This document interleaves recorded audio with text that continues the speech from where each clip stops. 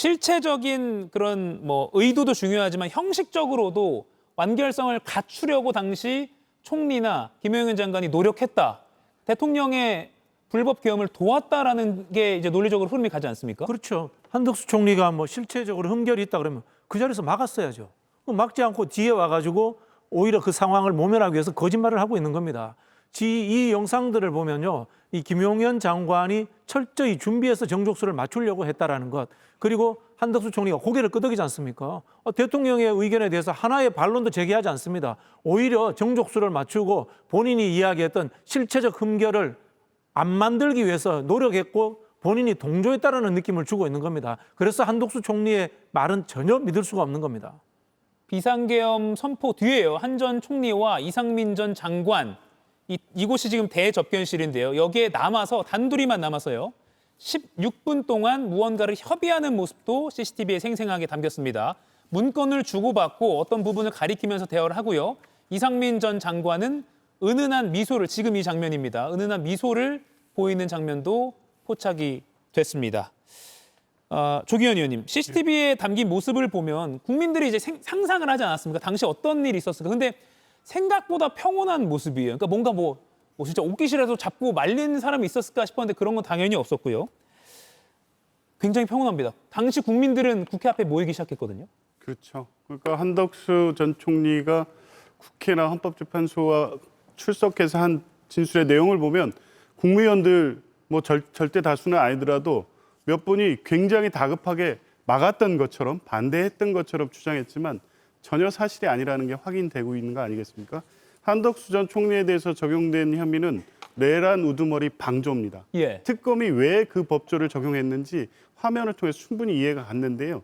그러니까 단순히 부하수행이라든가 중요임무 종사가 아니라 내란 우두머리의 이 범죄 성립을 위해서 가장 중요한 기여를 했다는 게 확인이 됐기 때문에 저런 내용으로 기소를 한 것으로 보입니다. 실제 아까 4명이라는 국무위원 숫자의 부족은 그 이후에 4명을 채우기 위해서 대통령실 관계자와 한덕수 총리가 어떤 행위를 했는지 전화를 통해서 계속적으로 인원수를 체크하면서 부르는 과정까지 다 이 CCTV에 녹화가 돼 있고, 더 중요한 것은 이상민 전 장관에게 이 대통령이 주었다는 실행 문건, 단전 단수와 관련된 문제, 최상목 장관에게 주었다는 이 국회 비상입법기구 설치와 국회 예산 차단, 이게 내란죄의 핵심적인 내용입니다. 이 부분을 같이 보면서 상의하는 장면이 있고, 더군다나 회의 장면은 급박하지 않고 대통령의 비상계엄 결정을 그대로 수용하고 완성하기 위해서 국무위원들이 서로 협조하고 각자의 역할을 하고 이후에 실행하기 위해서 각자 나가는 장면까지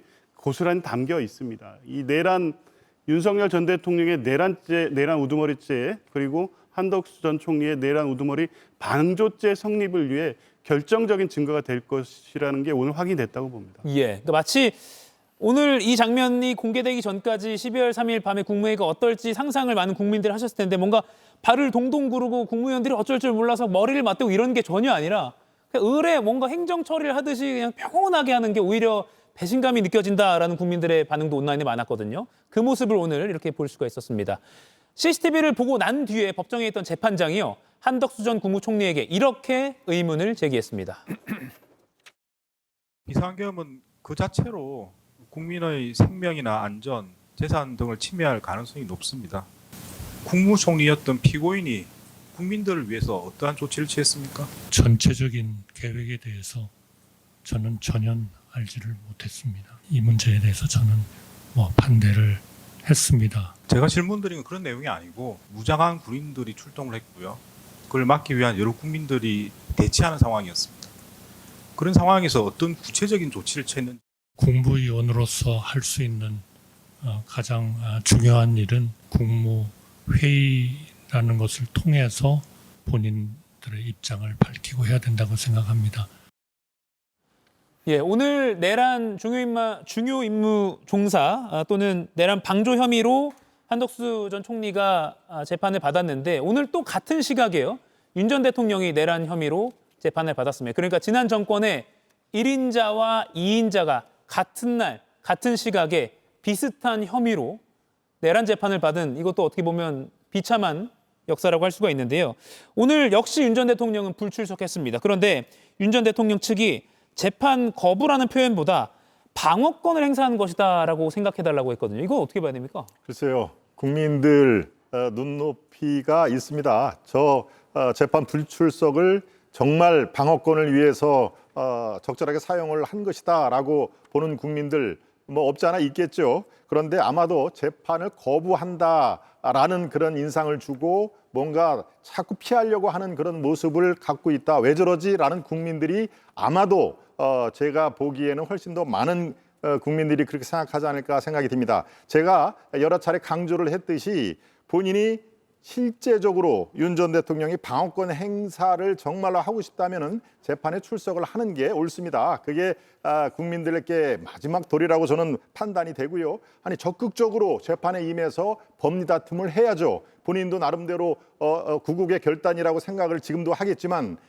결과적으로 지금 이 모든 국민들을 이렇게 어려움에 빠뜨리고 한 거에 대한 최소한도 도리이기 때문에 적극적으로 법리 다툼을 해서 본인의 억울함을 판사 앞에서 소구를 하는 그런 것들이 더 내란 재판이라든가 후일에 모든 것을 덮을 수 있는 좋은 기회가 아닙니까? 그것을 방어권 행사라는 이유로 이렇게 재판 불출석 이것은 현재로서 받아들일 수 있는 국민들이 그다지 많지 않을 것이다라는 것을 다시 한번 강조를 드립니다. 이가혁 라이브를 시청해 주셔서 고맙습니다. 이가혁 라이브는 평일 오후 5시 TV와 유튜브로 실시간으로도 함께 하실 수 있습니다.